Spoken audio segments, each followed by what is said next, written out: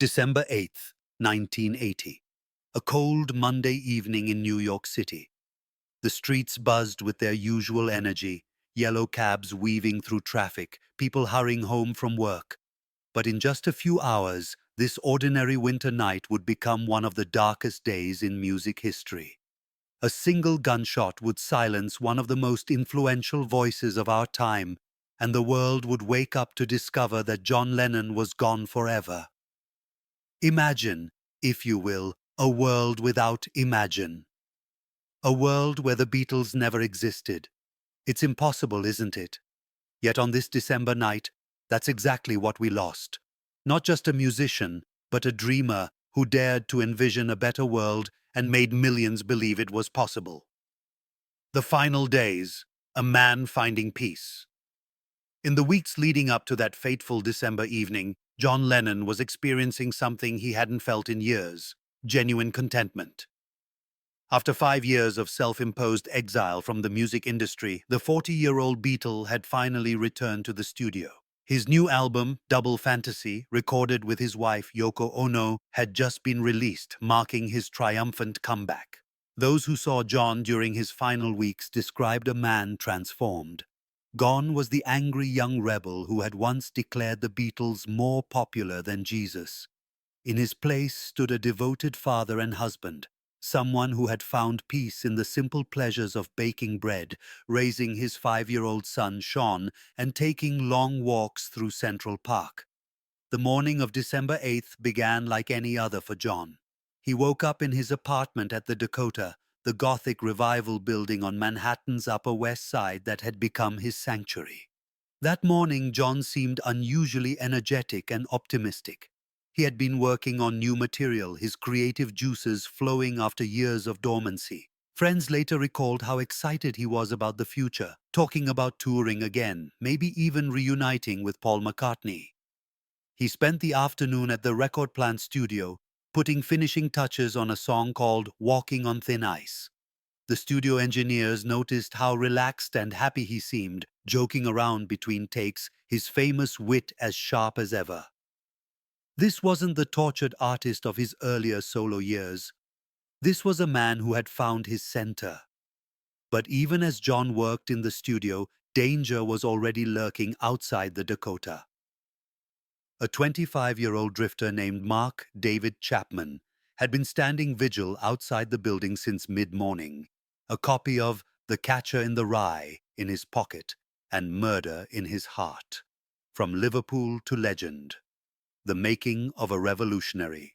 To understand the magnitude of what the world lost that December night, we need to journey back to where it all began. A bombed-out port city in northwestern England where a boy named John Winston Lennon was born on October 9th, 1940, in the middle of a German air raid during World War II. John's early life was marked by abandonment and instability. His father disappeared for long stretches, eventually abandoning the family altogether. His mother, Julia, struggled to care for him and eventually gave him up to her sister Mimi to raise. When John was 17, tragedy struck again. His mother, Julia, was killed by a drunk driver. The woman who had introduced him to music was suddenly gone. By then, John had already fallen in love with rock and roll. Elvis Presley's Heartbreak Hotel had hit him like lightning, and he convinced Aunt Mimi to buy him his first guitar.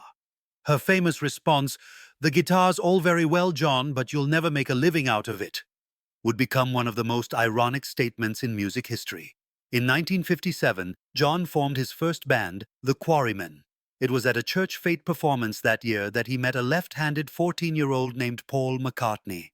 How could they have known that this chance meeting would eventually change the world?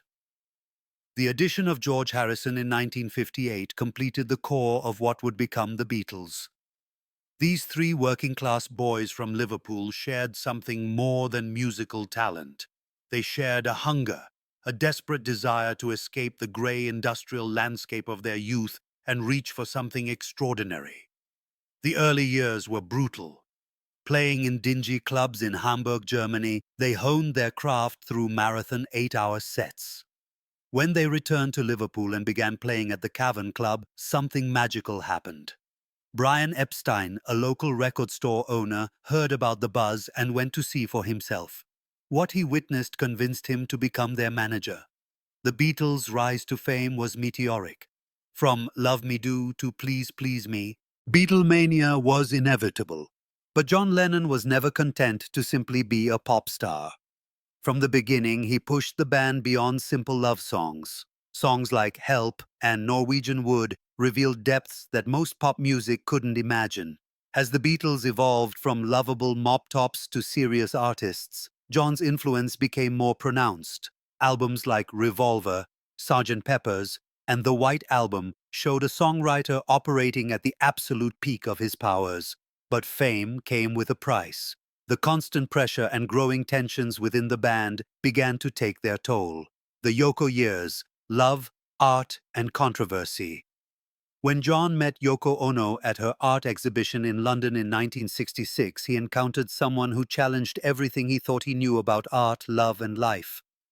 For John, who had been surrounded by people telling him what he wanted to hear for years, meeting someone who treated him as an equal rather than an idol was revolutionary. Their relationship scandalized the world. The press blamed Yoko for breaking up the Beatles. Fans sent her death threats. But for John, Yoko represented freedom from the golden cage of Beatles fame. With her, he could explore new forms of artistic expression and become the activist he had always wanted to be. The 1970s brought both triumph and turmoil for John. His solo career produced some of his most powerful work. Imagine, Working Class Hero, Instant Karma. The song Imagine became his masterpiece, a deceptively simple melody carrying one of the most radical messages ever recorded. His political awakening put him on a collision course with the US government. His opposition to the Vietnam War made him a target of FBI surveillance. The Nixon administration tried to have him deported, viewing his influence over young people as a threat to national security. When John and Yoko reconciled and Sean was born in 1975, John made a shocking decision. He retired from music to become a full-time father. The man who had helped define the rebellious spirit of rock and roll hung up his guitar to change diapers and bake bread. It was perhaps the most radical thing he had ever done. December 8, 1980. The day the music died.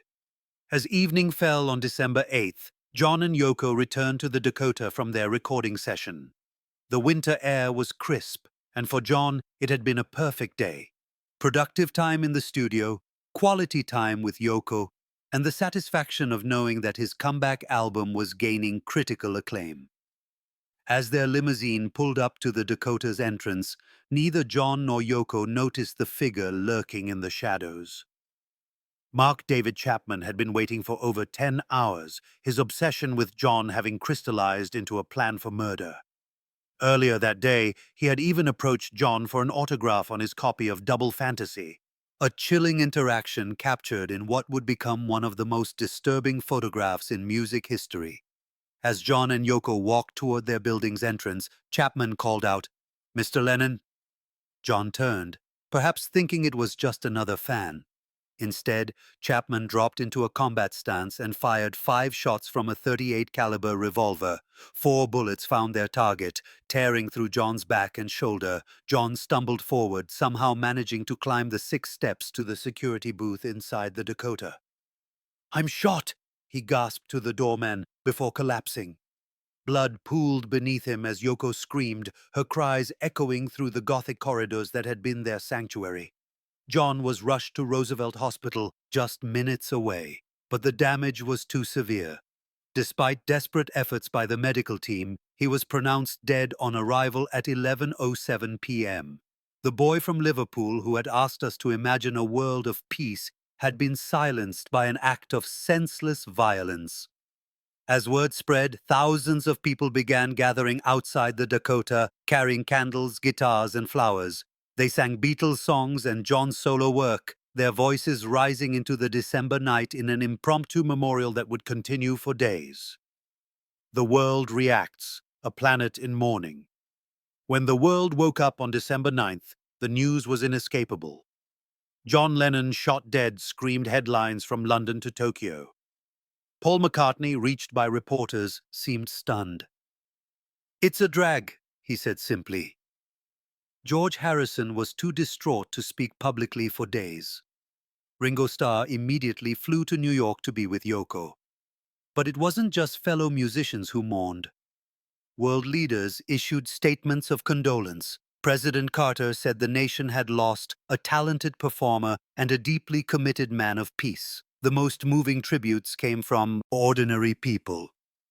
In Central Park, across from the Dakota, thousands gathered in what would become Strawberry Fields, singing Imagine and All You Need Is Love.